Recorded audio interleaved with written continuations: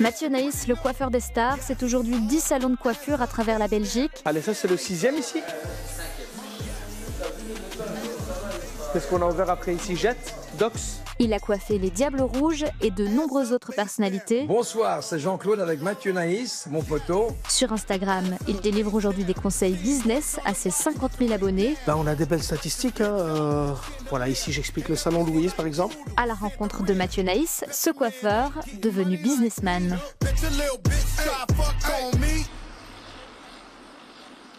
Tout a débuté à Anderlecht, son quartier d'enfance. C'est ici qu'il a ouvert son premier salon. Ici c'est le tout premier salon, oui.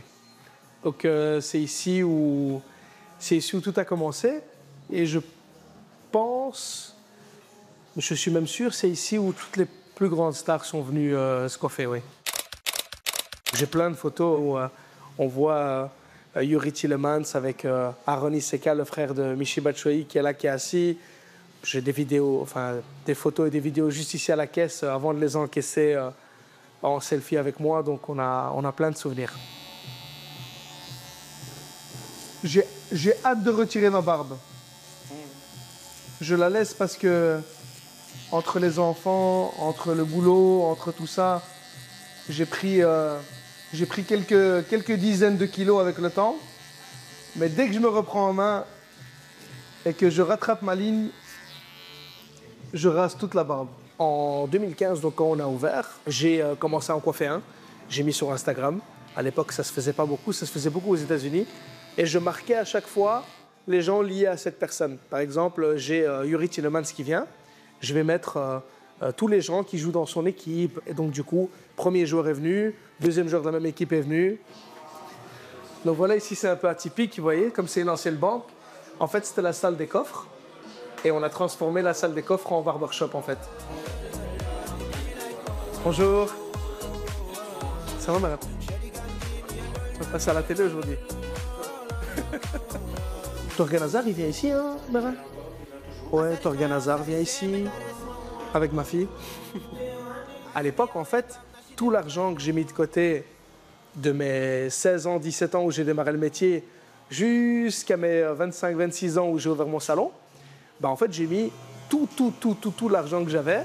Et en fait, j'ai jamais rien fait d'autre de ma vie que travailler dur pour ouvrir ce salon. Aujourd'hui, Mathieu n'a plus le temps de coiffer car il se concentre sur son business. Mais il vient toujours ici se faire couper la barbe et discuter avec ses équipes. C'est pas trop stressant de coiffer le patron? Pour moi? Ouais. Oh, c'est un réel plaisir. Hein. C'est, je pense, la première personne à qui on montre notre boulot. Tu peux ici, comme j'aime bien droit, tu peux descendre légèrement. Un peu ici. On a surtout beaucoup de chance d'avoir nos téléphones aujourd'hui. Parce que je ne sais pas comment ils faisaient à l'époque, mais en tout cas moi, toute la journée, mais vraiment toute la journée, sans exception, je fais tout avec mon téléphone. Je suis quelqu'un d'action. Je ne suis pas quelqu'un qui regarde faire, je suis quelqu'un qui fait. Et donc du coup, je me demande chaque minute de ma journée, qu'est-ce que je peux faire pour faire avancer mon groupe à son objectif. Je pense que quand on vient d'une famille modeste et qu'on grandit et qu'on veut devenir leader mondial d'un secteur, sans passer par les sacrifices et le travail acharné, on ne peut pas y arriver. Il y a des jours où on ne voit pas des enfants. Par exemple, comme ce matin, je n'ai pas su les déposer à l'école pour être là aujourd'hui. Donc, il y a beaucoup de sacrifices à faire que beaucoup de gens ne seraient pas prêts à faire pour arriver là où ils veulent aller. Pourquoi c'est si important pour vous cet objectif? Je ne sais pas. Aucune idée. En fait, je ne peux pas faire quelque chose et me dire « Ah ben ça y est, j'ai fait, j'ai réussi, j'ai ouvert quelques établissements et c'est bon, ma vie elle est OK, je vais mener ma vie de famille. » Je ne sais pas, il y a peut-être un feu à l'intérieur qui fait que... Peut-être une revanche aussi. Peut-être une revanche sur certaines choses de notre enfance. Je ne sais pas vraiment. Mais ce qui compte, c'est qu'il faut que je le fasse. Excellente. Et les affaires roulent. Un nouveau salon ouvrira le 22 avril à Waterloo.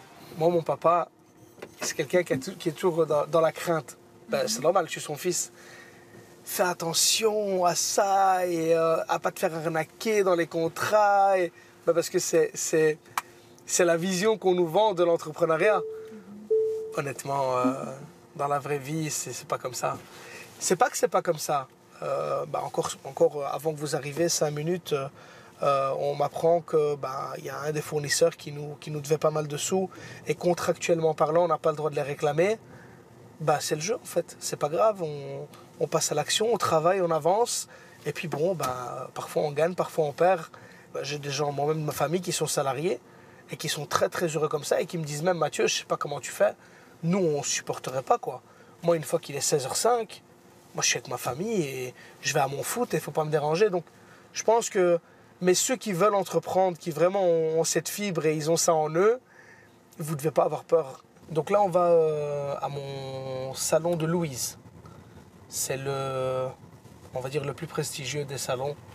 Je me suis dit, c'est comme si on mettait des frais en marketing, entre guillemets, même si on gagne pas forcément d'argent en ouvrant ce salon, ça va nous déposer une vraie notoriété, ça va déposer la marque dans un endroit prestigieux.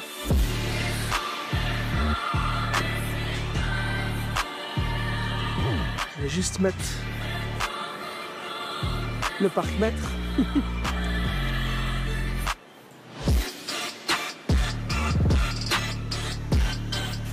Bonjour. Ça c'est le grand patron que vous voyez en train de coiffer là.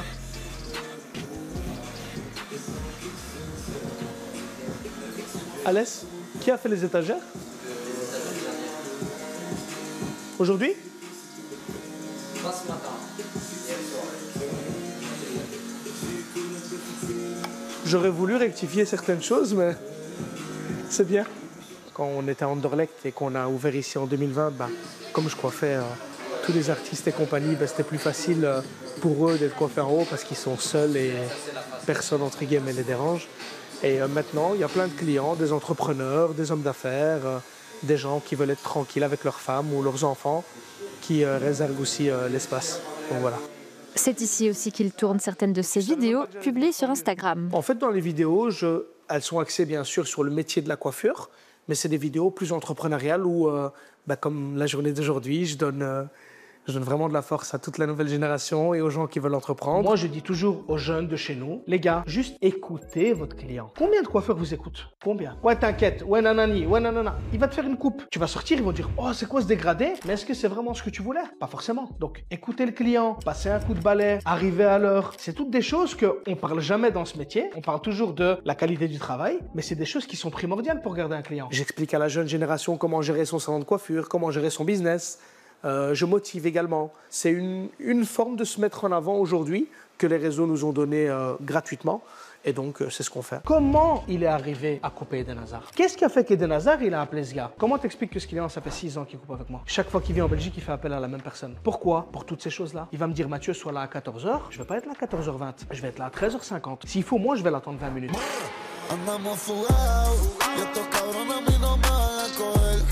On doit en discuter d'abord. Tu vois, on doit en discuter parce que c'est pas facile comme il pense. Ça marche pas comme ça. Le plus important, c'est de d'abord avoir ce qu'on veut. Parfois, on peut passer pour quelqu'un d'arrogant ou qui a trop confiance en lui, de dire ouais, mais toi t'as facile, t'es occupé à réussir, donc c'est facile de dire ça maintenant. Oui, mais moi j'étais comme toi aussi. Et pourtant, rien ne m'a empêché de sortir de ma zone de confort et d'aller vers mes rêves. Donc toi aussi, tu peux le faire. C'est parce que moi, j'aurais voulu, étant plus jeune, qu'il y ait quelqu'un qui parle de cette manière-là, qu'il y ait quelqu'un qui me dit mais attends, mais c'est pas parce que tu as grandi à Anderlecht et qu'à Anderlecht, t'es pas à Monaco que tu peux pas réussir. Pas du tout. Là, tout à l'heure, vous m'avez demandé pourquoi vous faites tout ça. Et ça me travaille. Et du coup, je pense qu'il y a vraiment, je sais pas, peut-être quelque part un manque de confiance à se prouver à soi-même à chaque fois. Et plus loin, pour peut-être se prouver à soi-même que je suis capable.